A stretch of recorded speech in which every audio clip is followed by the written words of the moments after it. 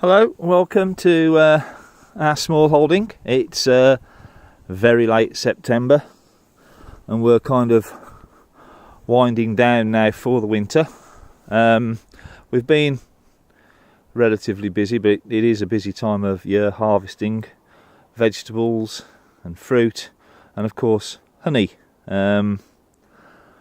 We've taken the frames off the hives and extracted and bottled the honey, making sure that the bees have got enough to survive winter. The bucket that you can see down there has the remnants of the honey that we siphoned off, and just feeding it back to the bees. And we'll start feeding, or we have started feeding them with a sugar syrup solution just to top up their reserves, and as I say, to ensure that they're kept happy through the winter. I don't want to disturb them too much. They're fairly busy today. It's a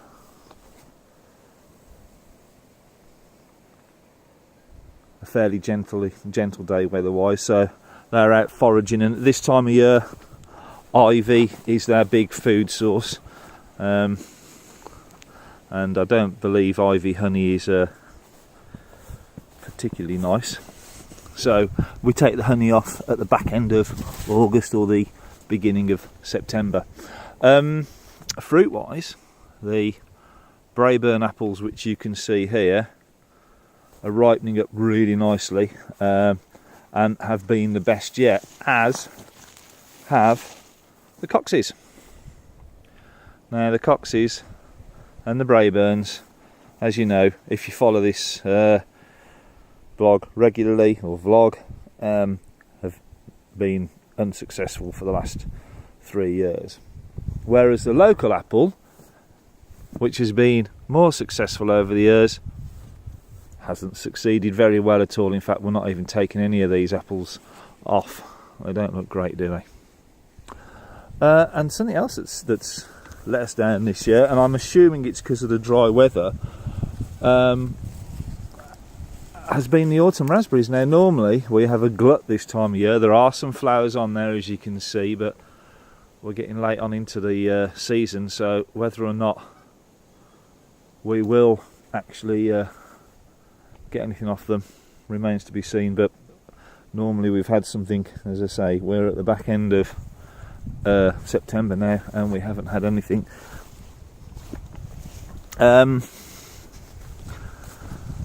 We're still harvesting quite a bit of veg. The potatoes have done really well. There's no sign of blight on the potatoes that we've so far harvested.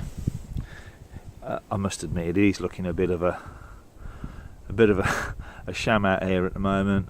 We're being battered by the high winds again, but everything is looking a bit tired and ready to go to sleep for the winter. Done some tidying up in the polytunnel. Tomatoes are still going strong. In fact, I'll pick those later today and freeze them for soups and sauces. Cucumbers are about done. Cucumbers, as usual, have been pretty magnificent this year, but as the winter sets in, they die off, or the plant dies off. We're trying an Italian broad bean. It's especially for autumn, and it's doing quite well. Got some flowers on there which will produce the bean for us, hopefully in the next few weeks. And again, butternut squash never. Although there's so much foliage, we'll probably have 8 or 9 butternut squash off the plant. Again, you can see it's dying back quite quickly now. But I have to show you this because that is huge, and that's going to feed a family of 12 and keep us going for a while. I've just got to get them ripened up. They're still looking a bit green. To say the temperature has dropped off quite considerably over the last few weeks.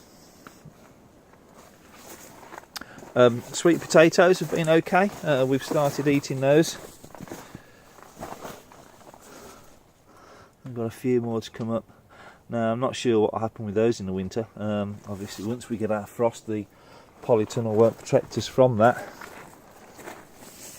and it may kill the plant off. But hey, we've had a few. It was an experiment. Whether or not we'd grow them again, I don't know.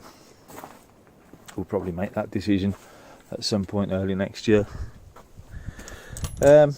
So in here now we have some baby quails which we're bringing on.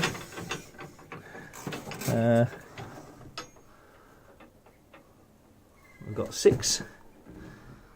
I've built a little house for them, and we've got a heat lamp. That's sand, and we've brought some turf into. And they love it here at the moment. We've had them just over a week. They're only a few weeks old. They sound like frogs sometimes. So that's something new that we're trying. Quails eggs. Well, we like quails eggs, so that'd be nice. Just this is the honey. So what we've got is we've harvested around 55 jars, which we'll label and date, and it's very floral, fresh. It's a nice runny honey.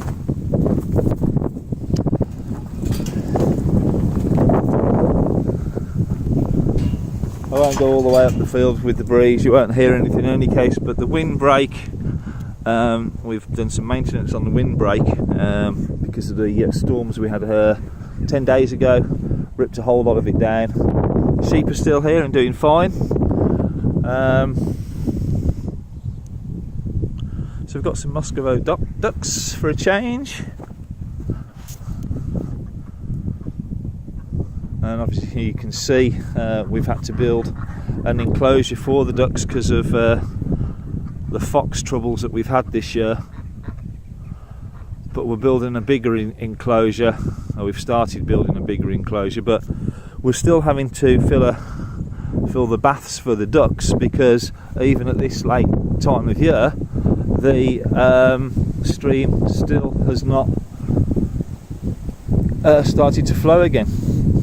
So the pond's empty, and that's purely because we've had little or no rain, and we've got some new stock, again having been battered by the fox this year. Got some black rocks that look lovely, and guinea fowl that you can just see in the background. Tiny vultures, but they're good alarms for foxes by all accounts. There's